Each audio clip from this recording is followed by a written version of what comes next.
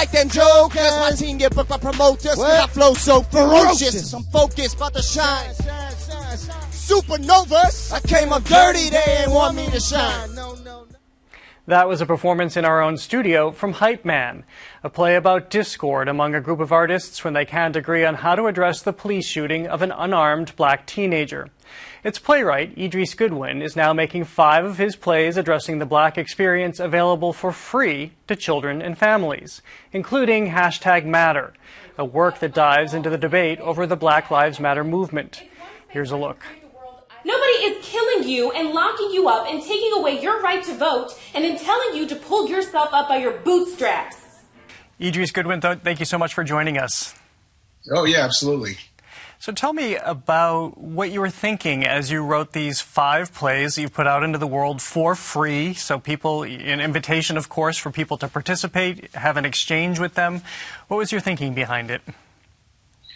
Well, you know, what's been really the silver lining, if there is one, about this challenging moment we're in is that it's forcing us to examine how we were doing things before. And I've always been the type of person that I write to respond to the moment, and I want to get my work directly to the people. And I don't know, this moment I just was like, this just felt like the thing to do. I mean, 2 of the 5 plays are existed already, so I said, let me just bang out 3 more, and just give them to folks, you know, to just to try to provide some kind of tool to be helpful. When you say folks, do you have a particular audience in mind? Well, I mean, I was thinking a lot about my own household. You know, we're a multi-generational household. The youngest is 9 months old, and the oldest is in her 60s, we'll say. And we like to read, you know, because I'm a professional playwright, you know, I bring scripts to the table a lot and say, okay, everybody, let's read. And since we've been in lockdown, we've been doing that a lot more.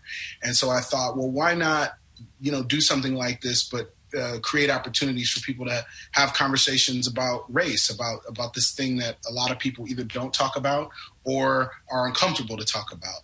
But it shouldn't be that way, because, you know, it's opportunities for us to learn to be better as human beings. What happens when you're sitting at the table or in your living room and you're taking these roles and you're acting them out?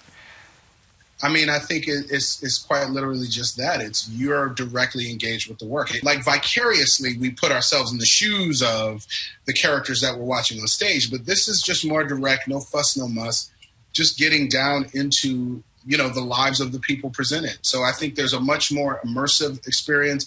Do you wonder, and I wonder about white people who often say they don't feel comfortable talking about race and immersing themselves in these conversations, and this puts them into the conversation in a way they probably haven't experienced before? Not everyone is comfortable talking about race, but that's by design. It's to continue to perpetuate the imbalance of power and the inequity.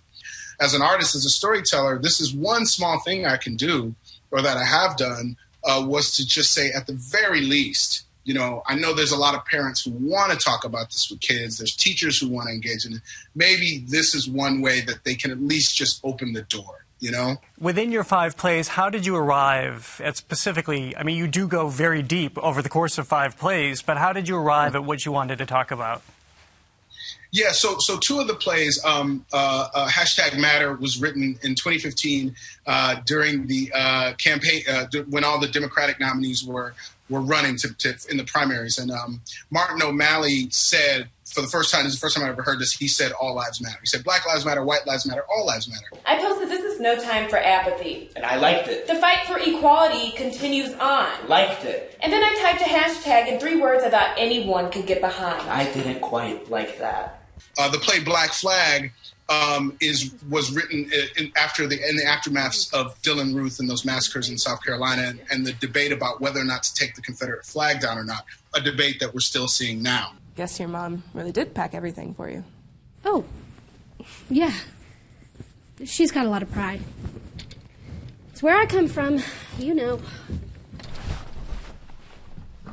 I know it's a little, you know, Southern girl, but... It's your side of the room.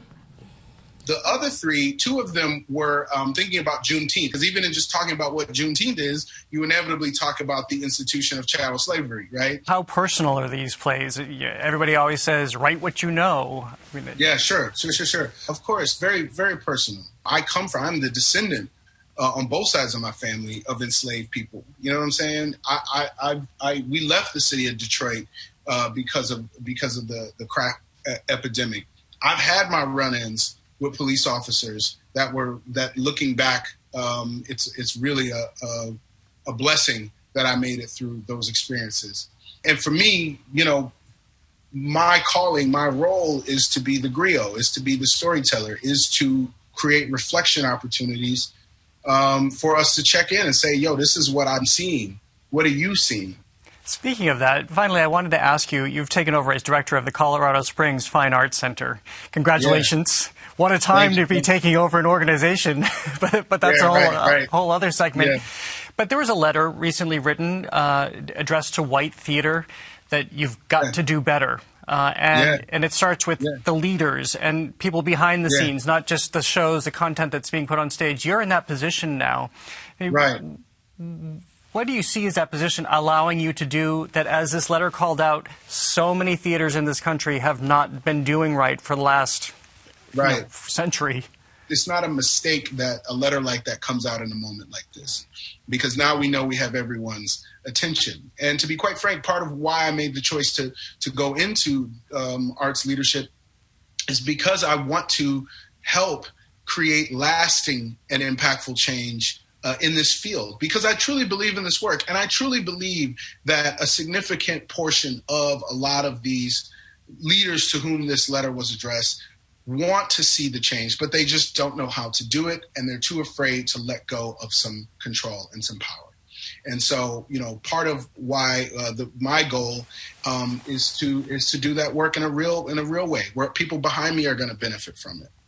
Well, I very much enthusiastically look forward to seeing what you do from there, from here, from afar. Idris Goodwin, thank you so much for joining us today. Thanks for having me. Be well. You too.